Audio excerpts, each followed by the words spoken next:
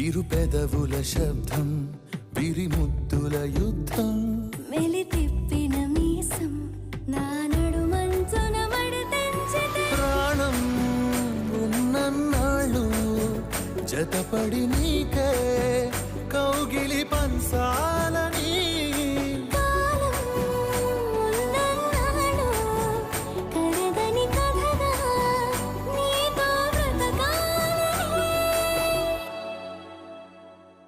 సగమై చెరి సగమై ఇక నువ్వు నేను ఒక జగమై నీ జతగా అడుగేస్తున్నాను.